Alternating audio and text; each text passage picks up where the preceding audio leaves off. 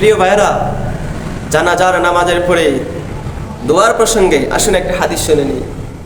عن أبي هريرة رضي الله تعالى عنه قال سمعت رسول الله صلى الله عليه وسلم يقول إذا صليتم على الميت فاخلصوا له الدعاء।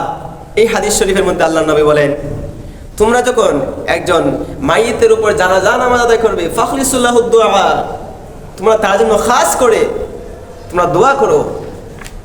অপর এক বর্ণনায়, অপর একটা হাদিসের মধ্যে আল্লাহর নবী বলেন, আন ওয়াসিলাতা ইবনে আসআ,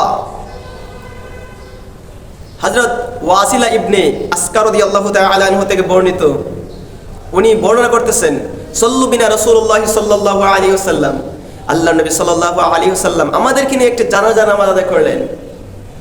অতঃপর ফাসামিউতুহু, আমি শুনলাম, ইয়াকুলু, তিনি বলতেছেন, আল্লাহুম্মা ইন্না ফুলান ইবনে ফুলানি ফি জিম্মাতিক ওয়া হাবলি জিওয়ারিক ফাকিহি মিন ফিতনাতিল কবরি ওয়া আযাবিন নার ওয়া আনতা আহলুল ওয়াফাই ওয়াল হক আল্লাহুম্মা গফির লাহু ওয়ারহামহু ইন্নাকা আনতাল গফুরুর রহিম। ওই সাহাবী বলতেছেন, আল্লাহর নবী বলতেছেন,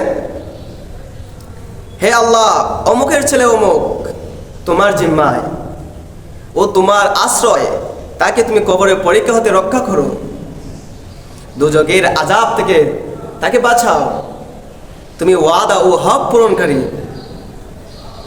অতএব তুমি তাকে মাফ করো, তুমি ক্ষমাশীল ও মেহেরবান।